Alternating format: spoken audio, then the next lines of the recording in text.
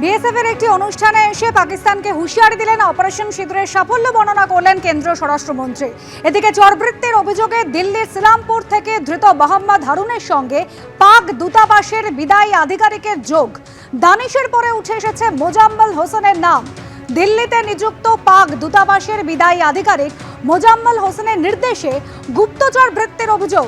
আর ইতিমধ্যেই পাক দূতাবাস আধিকারিক মোজাম্মেল হোসেনকে ভারত ছাড়তে নির্দেশ দেওয়া হয়েছে। ভারতের অভ্যন্তরীণ সুরক্ষার সঙ্গে জড়িত গুরুত্বপূর্ণ তথ্য পাচারের অভিযোগ হারুনের বিরুদ্ধে। বারাণসী থেকে চরবৃত্তির অভিযোগে ধৃত তুফাইলের বিরুদ্ধে ভারতের অভ্যন্তরীণ সুরক্ষার সঙ্গে জড়িত তথ্য পাচার করার অভিযোগ সামনে আসছে।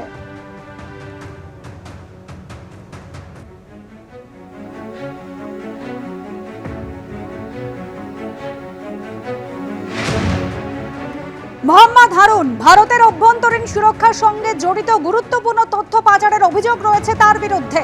মোজাম্মেল হোসেনকে হারুন গুরুত্বপূর্ণ তথ্য পাচার করেছে বলে এটিএস সূত্রে খবর।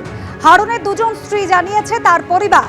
এক স্ত্রী পাকিস্তানি এবং তার সঙ্গে দেখা করতে প্রায় পাকিস্তানে যেত হারুন।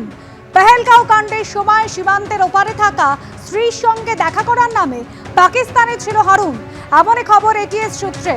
5 এপ্রিল পাকিস্তানে যায় হারুন আর ফেরে 25 এপ্রিল।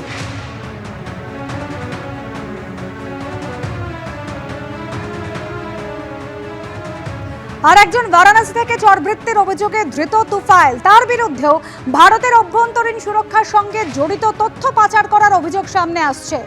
রাজঘাট, জ্ঞানবাপী মসজিদ, লালকেল্লা, একাধিক রেল স্টেশনের ছবি তুলে পাকিস্তানের নম্বরে পাঠানোর অভিযোগ তুফাইলের বিরুদ্ধে। 600টিরও বেশি পাকিস্তানি নম্বরের সঙ্গে যোগাযোগ ছিল তার। ফেসবুকে পাক সেনাকর্তা স্ত্রীর সঙ্গেও পরিচয় ছিল তুফাইলের।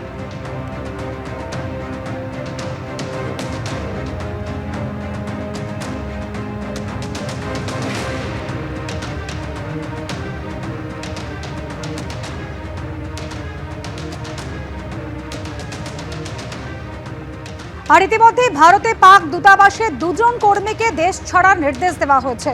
তাদের কীর্তিকলাপ, তারা যে পদে রয়েছেন তার পরিপন্থী, জানাচ্ছে বিদেশ মন্ত্রক।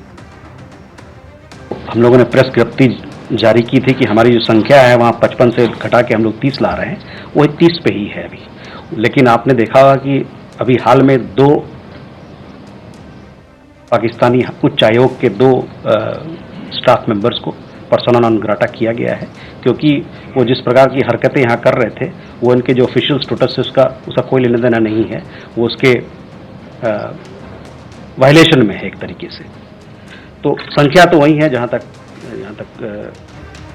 जो हम लोगों ने पहले बताया था, वहीं तक डिप्लोमेटिक राजनयिक वहाँ की उनके कितने हमारे यहाँ रहेंगे और हमारे कितने रहेंगे, वो संख्या का जो तय संख्या है, जो नंबर है, वही भी है।